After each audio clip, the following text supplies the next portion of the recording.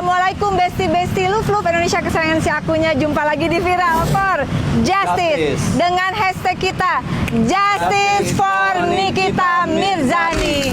Nah, Indonesia, aku perjalanan menuju Komisi Yudisial untuk mendampingi kuasa hukum dan keluarga dari Nikita Mirzani. Aku menilai ini hasil konstruksi sementaraku, ada anomali kejanggalan proses peradilan yang cukup langka. Bagaimana kemudian di pengadilan tinggi itu ada hal fundamental perubahan yang kemudian ini dikukuhkan oleh Mahkamah Agung dengan putusan Mahkamah Agung cuma dalam 1 hari.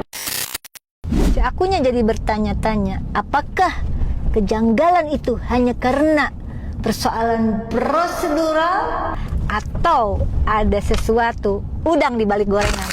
Jadi ada beberapa catatan hasil analisis sementara aku terhadap putusan dari persidangan Nikita Mirzani. Pertama adalah soal proses pengambilan putusan di Pengadilan Tinggi DKI Jakarta. Aku merasa perlu didalami adalah perubahan fundamental dari pengadilan negeri ke pengadilan tinggi tanpa indikasinya, tanpa fakta baru. Dan aku bertanya-tanya, apakah majelis di pengadilan tinggi melakukan pemeriksaan ulang yang memadai dan apakah ada indikasi konflik kepentingan atau tekanan eksternal. Ini penting untuk terus diusut.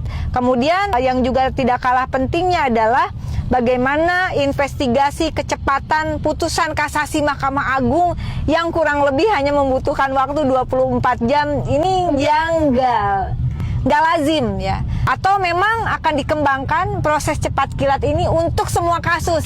Rekomendasi yang kedua adalah investigasi kecepatan putusan kasasi Mahkamah Agung. Ini cepet banget, kurang lebih 24 jam itu keluar putusan kasasi.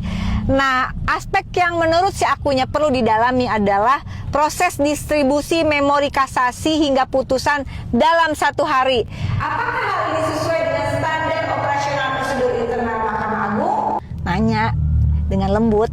Yang kedua adalah potensi pelanggaran hak terdakwa untuk mendapatkan proses yang adil atau fair trial. Nah, landasannya kecepatan ekstrim dapat mengindikasikan, indikasi lo nggak nuduh, tidak adanya pemeriksaan berkas yang mendalam. Hal yang ketiga adalah menyangkut ketersediaan salinan putusan Mahkamah Agung yang sampai hari ini tim kuasa hukum, pihak keluarga maupun pihak Nikita Mirzani sendiri infonya belum menerima salinan putusan resmi begitu. Aku jadi pengen bertanya, apakah keterlambatan distribusi salinan putusan ini wajar dan apakah ada indikasi penyembunyian pertimbangan hukum yang indikasinya kontroversial. Yang keempat adalah publikasi temuan untuk transparansi publik. Kasus ini telah menyita perhatian publik secara luas.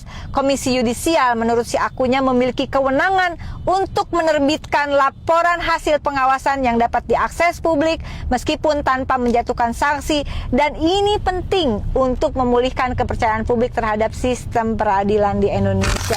Nah, Indonesia si akunya lagi di Komisi Yudisial kali ini mendampingi kasus dari besti kita Nikita Mirzani. Di sebelah kiri saya Pak Usman, ini kuasa hukumnya, dan di sebelah kanan saya kakak kandungnya Bang Edwin.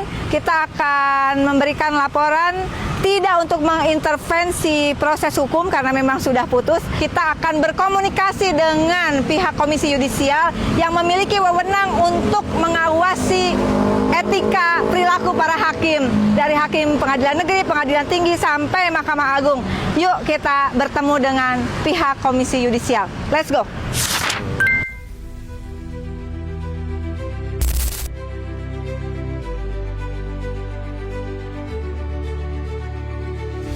Berkas perkaranya segini Pak, sangat tidak logis diputus dalam waktu 1 hari.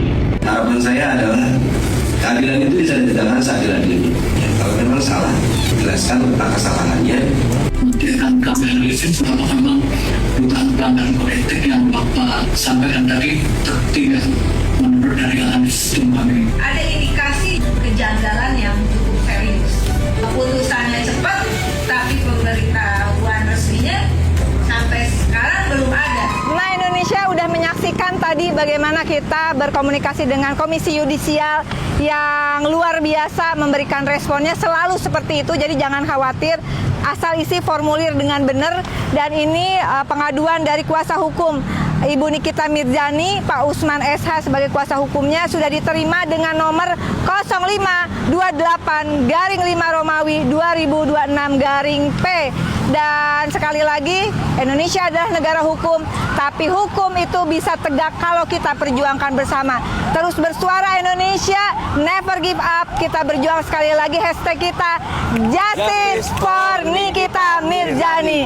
Salam sopan Indonesia. Mwah.